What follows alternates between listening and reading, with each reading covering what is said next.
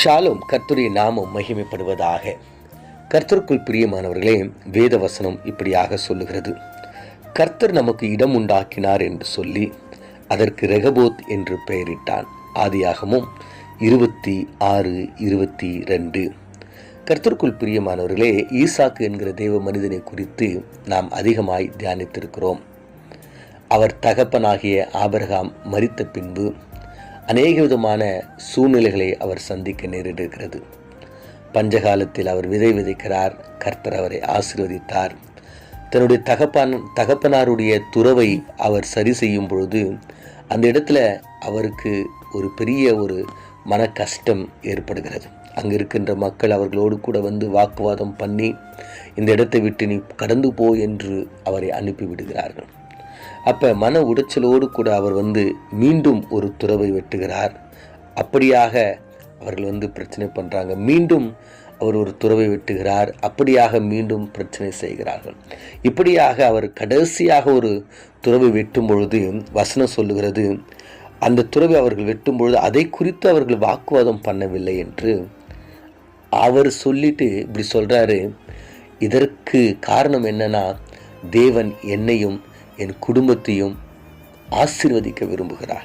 நானும் என் குடும்பமும் இந்த தேசத்தில் பழுகும்படியாக பெருகும்படியாக தேவன் இந்த இடத்துல எங்களுக்கு ஒரு சமாதானத்தை கொடுத்தார் என்று சொல்லி ரெகபோத் என்று பெயர் வைக்கிறார். கர்த்தருக்குள் பிரியமானவர்களே, ஈசாக்குக்கு மிகவும் தேவையான ஒரு காரியம் தண்ணீர்.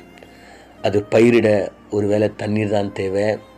அவருடைய குடும்பங்கள், பிள்ளைகள், வேலைக்காரர்கள், அவருக்குண்டான ஆடு மாடு ஜீவன்கள், இது எல்லாவற்றுக்கும் தண்ணி முக்கியமான ஒரு தேவையாக இருக்கிறது.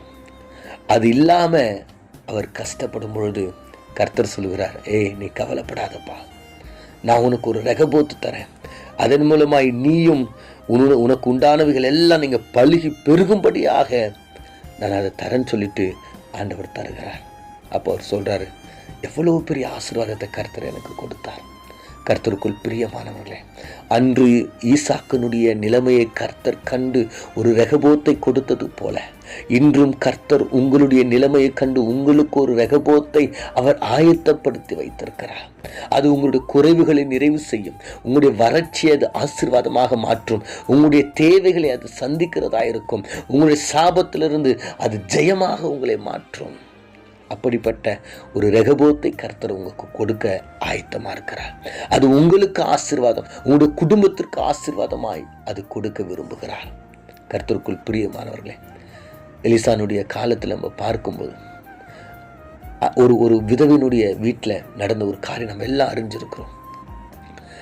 ஒரு பெரிய ஒரு கஷ்டத்துக்குள்ளாக இருக்கும்போது எலியா கேட்குறாரு, உங்கள்கிட்ட என்னமா இருக்குது?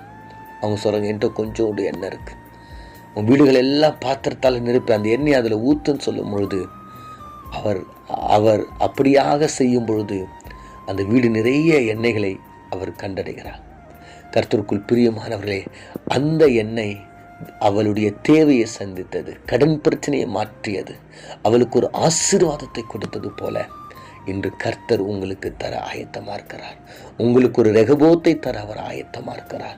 அது உங்களுடைய சூழ்நிலையை மாற்றும், உங்களுடைய கண்ணீரை மாற்றும், உங்களுடைய வறுமையை மாற்றும், உங்களுடைய கவலையை மாற்றும், உங்களுடைய வியாதியை மாற்றும், உங்களுடைய போராட்டத்தை மாற்றும், உங்களுடைய இருளை மாற்றுகின்ற ஒரு ரெகபோத்தை கர்த்தர் தர ஆயத்தமாக இருக்கிறார். கர்த்தருக்குள் பிரியமானவர்களே, என்ன செய்வோம், என்ன பண்ண போகிறோம், எப்படி அப்படின்னு சொல்லிட்டு நீங்கள் கவலைப்பட்டு கொண்டிருக்கிறீங்களா? தோல்வி மேலே தோல்வியை நீங்கள் சந்தித்து கொண்டிருக்கீங்களா? கஷ்டத்து மேலே கஷ்டம், கண்ணீர் மேலே கண்ணீர், வியாதி மேலே வியாதி, போராட்டத்தின் மேலே போராட்டம், எல்லா பக்கத்துலேயும் நீங்கள் நொறுக்கப்படுகிறீங்களா?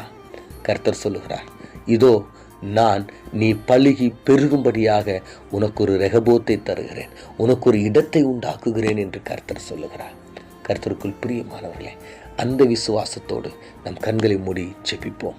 எங்களை அதிகமாய் நேசிக்கிற எங்கள் பரலோக தகப்பனே, நாங்கள் தியானித்த வேத வசனத்தின் பிரகாரம் அன்று ஈசாக்குக்கு ஒரு ரெகபோத்தை கொடுத்தீங்களாப்பா. அந்த ரெகபோத் அவனுக்கும் அவனுடைய குடும்பத்திற்கும் விசாலத்தை கொடுத்தது, ஆசீர்வாதத்தை கொடுத்தது, மேன்மையை கொடுத்தது, போஷிக்கிறதா இருந்தது. ஆண்டவரே, அப்படியாக எங்களுக்கு இந்த அதிகாலை நேரத்தில் ஒரு ரெகபோத்தை கொடுங்க அப்பா. எங்களுடைய சூழ்நிலைகளை மாற்றுகின்ற ரெகபோத், எங்களுடைய ஆண்டவரை கண்ணீரை மாற்றுகின்ற ரெகபோத், எங்களுடைய கவலைகளை மாற்றுகின்றதா, எங்களுடைய வேதனைகளை, எங்களுடைய ஆண்டவரை தனிமையை, எங்களுடைய வியாதியை மாற்றுகின்ற ஒரு ரெகபோத்தை எங்களுக்கு கட்டளையிடும்படியாக நாங்கள் செபிக்கிறோம். தொடர்ந்து எங்களை விசாலத்தில் வைத்து எங்களை ஆசீர்வதிக்கும்படியாக இயேசு மூலம் செபிக்கிறோம் நல்ல பிதாவே, ஆமென்.